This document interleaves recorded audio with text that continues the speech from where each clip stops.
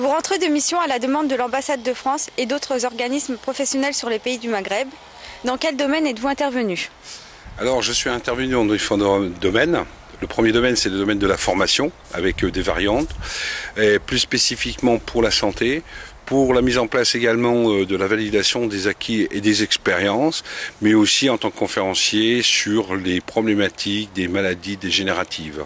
Alors dans le domaine de la santé, il y a énormément d'attentes. Ce qu'il faut savoir, c'est que en Algérie comme en Tunisie, le problème des infections nosocomiales sont importants, et notamment un chiffre. En Algérie, une personne qui rentre sur 10 personnes qui rentrent et qui ont une intervention chirurgicale, 3 en ressortent avec une maladie nosocomiale, une infection nosocomiale. 30% des personnes. Donc c'est quelque chose de très important. Quel est le programme que vous proposez? Alors le programme qu'on est en train de proposer, c'est de travailler avec des professeurs avec qui nous avons des contacts. Il y a des partenariats qui sont en train de se développer, des organismes professionnels, des institutions, le ministère de la Santé, le ministère de la Formation, donc aux plus hautes instances, pour mettre en place un programme de lutte contre les maladies nosocomiales. C'est-à-dire que ça passe déjà la mise en place de protocoles, faire déjà aussi une expertise, voir un petit peu ce qu'il en est, mettre en place des protocoles. Et ensuite, non seulement ça, mais c'est former aussi les personnels. Et ensuite, gérer toute la partie en aval qui va de soi. Exemple, le traitement des déchets hospitaliers, comment cela va-t-il se passer?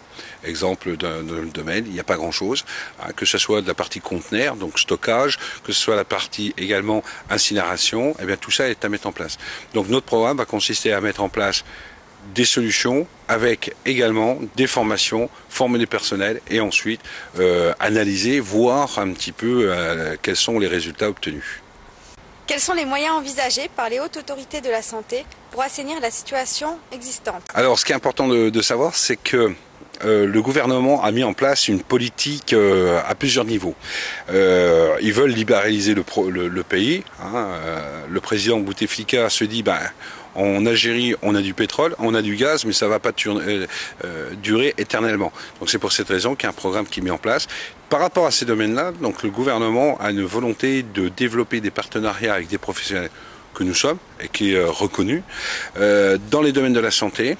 Pour quelle raison? Parce qu'il y a déjà dans le programme, il y a eu la mise en place de nouveaux hôpitaux, de développement de nouveaux hôpitaux, donc de structures neuves, mais qui aujourd'hui se retrouvent dans une situation conflictuelle, c'est-à-dire qu'on ne donne pas les moyens de les entretenir, de nettoyer, de lutter justement contre les maladies nosocomiales. Donc le gouvernement est en train de mettre beaucoup de budget, des sommes quand même très importantes, au niveau national. Pour pouvoir avoir accès à la formation, donc mise en place de la VAE, la validation des acquis et des expériences, mais aussi les programmes de formation au sein des établissements pour former les personnels, pour pouvoir acquérir les produits nécessaires, parce que c'est pas le tout d'avoir de la formation, mais il y a des méthodologies avec des matériels, des produits, pour qu'ils puissent être appliqués et mis en place. Donc voilà un petit peu l'attention du gouvernement qui met en place d'énormes moyens financiers.